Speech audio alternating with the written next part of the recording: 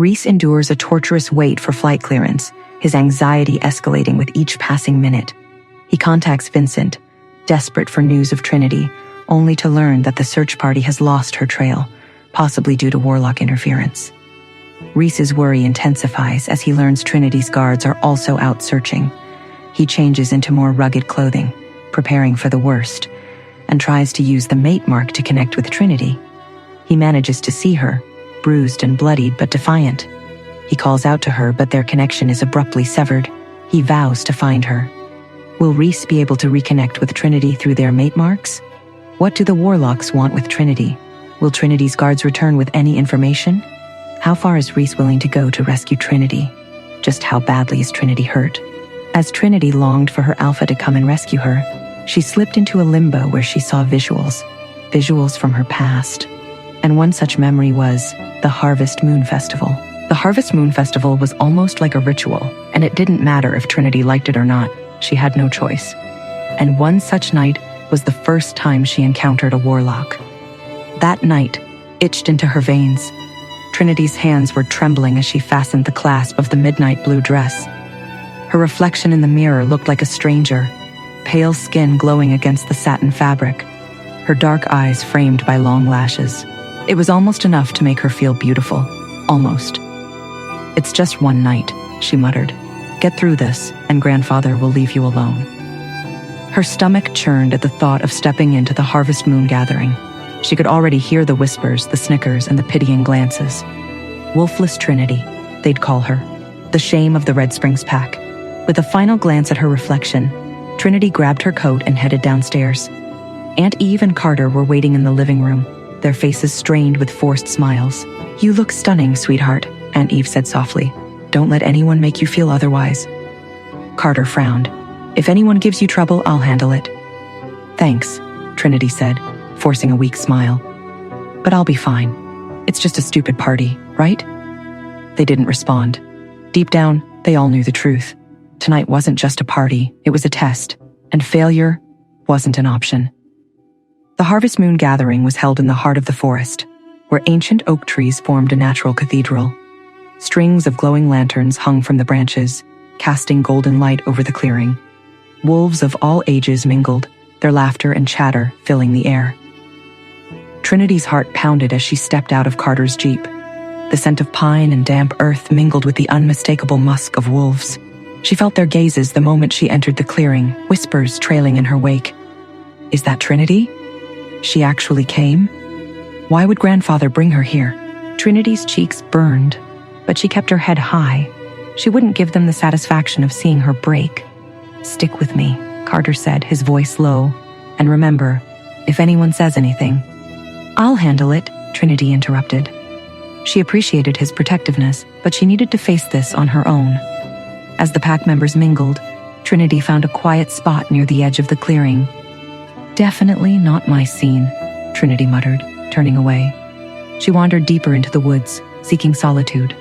The distant hum of voices faded, replaced by the soft rustle of leaves and the chirping of crickets. She breathed in the cool night air, letting it soothe her frayed nerves. Snap.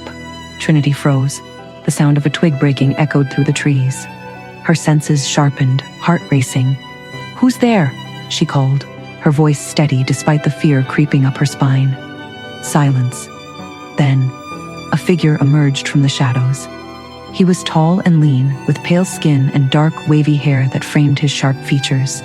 His eyes glowed an unnatural shade of violet, and a faint aura of energy seemed to shimmer around him. "You're not supposed to be here," Trinity said, her voice firmer now. "This is a private gathering." The man smirked, his movements graceful as he stepped closer. "And yet, here I am.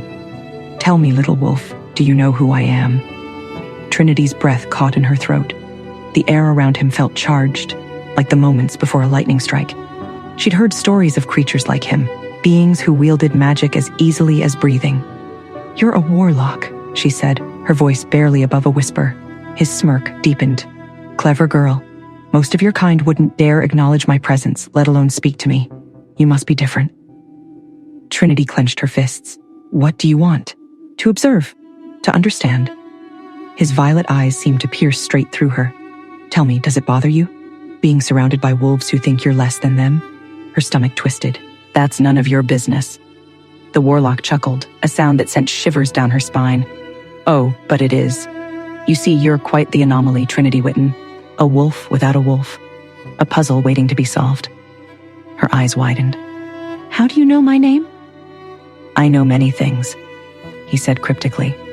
For instance, I know why you've never shifted. Why you've always felt different. Trinity's heart pounded. What are you talking about? Come with me and I'll show you, he said, extending a hand. She hesitated.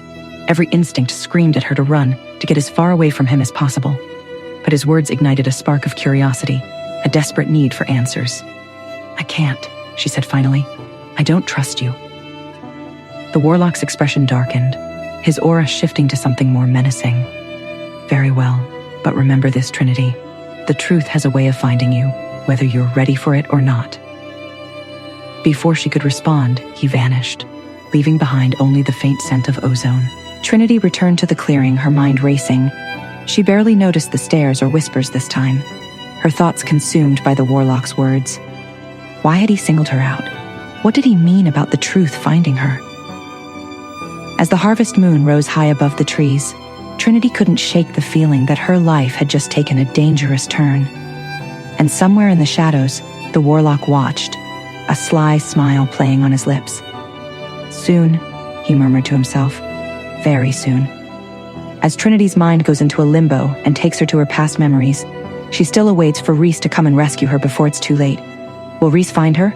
Will she keep seeing her past as she struggles with pain and longing? What will these visuals reveal?